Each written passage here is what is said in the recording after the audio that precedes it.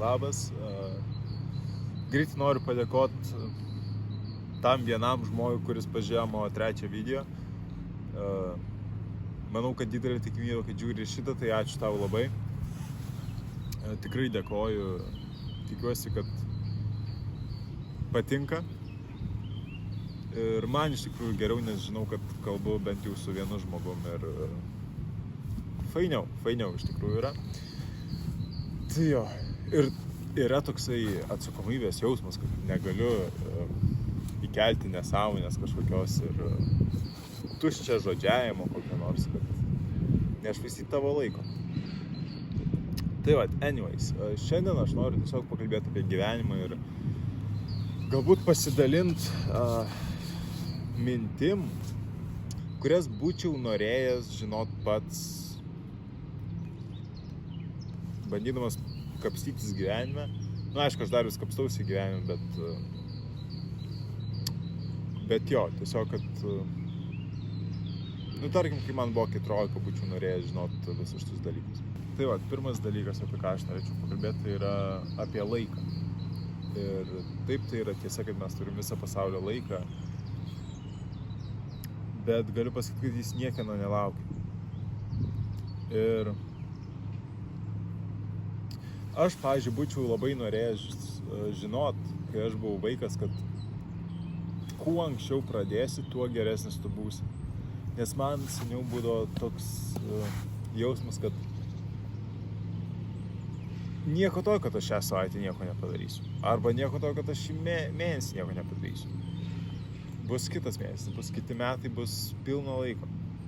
Ir taip, tai yra tiesa, kad bus kiti metai, bet tu būsi truputį kitoks, negu tu buvai vakar. Nes tu keitiesi kasdieną ir tavo mintis keičiasi kasdieną ir tavo norai keičiasi kasdieną. Ir tiesiog jeigu tu šiandien nori kažko, tai jeigu tu būtum pradėjęs šiandien kažką daryti, kad siektum to, ko tu nori, tai, atsiprašau, musės, tai po metų galbūt tu būtum žymiai geresnis, negu tu esi šiandien. Ir čia net ne galbūt, čia yra faktas. Jeigu tu šiandien pradėsi treniruotis, kažką daryti tą, ką tu nori, tu po metų 100% būsi geresnis variantas toj sferai, turiu. Ir antras patarimas yra dedikuoti bent jau 10 minučių kiekvieną dieną kažko darymui. Savo tų darbų darymui, ką turiu omeny. Ir kuo tai padėtų. Nes 10 minučių tikrai nėra didelis laiko tarpas ir kam daryti 10 minučių.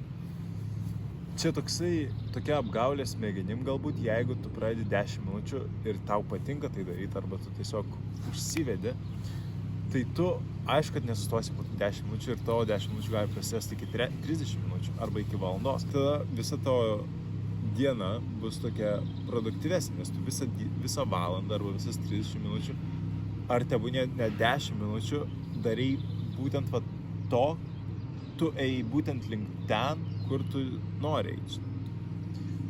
Ir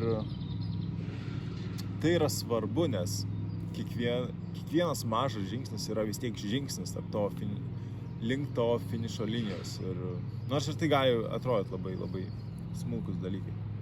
Tai va, bent jau 10 minučių, nusistatyti 10 minučių, kad aš pradėsiu, šiandien darysiu tą ir tą tik 10 minučių ir gali būti, kad prasitęstas laikas, gali būti, kad neprasitęs, bet vis tiek bus žingsnis į priekį.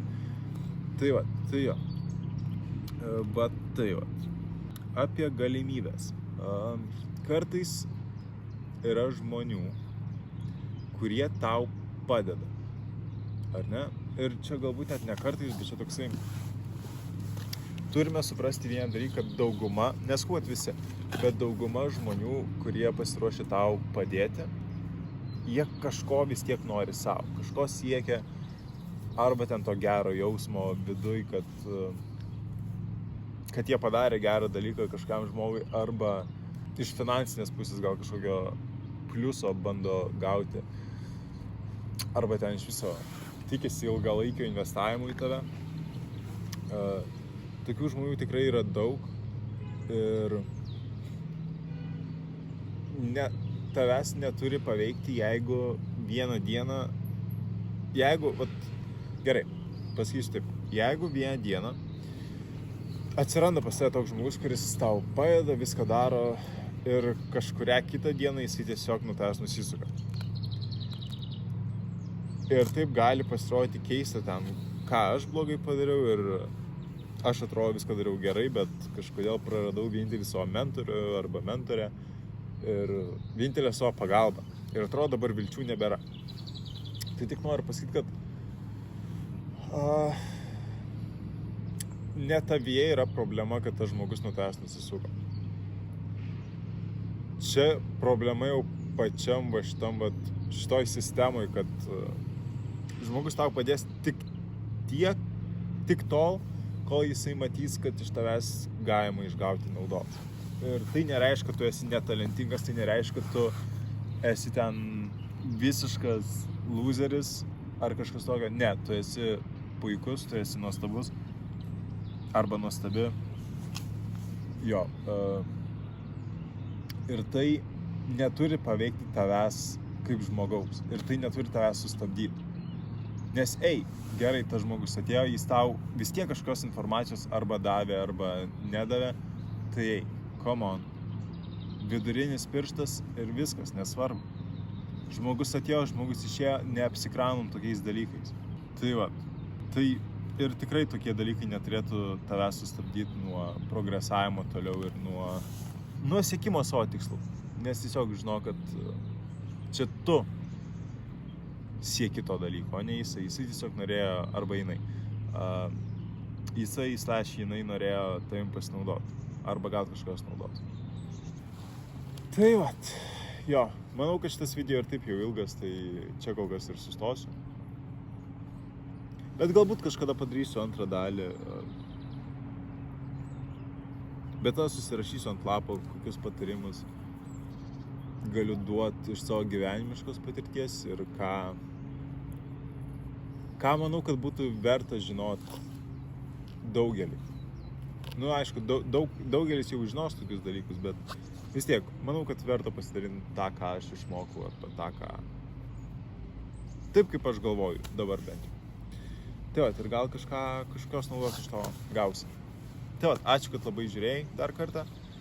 Ir jo, geros likusios dienos, gero vakaro.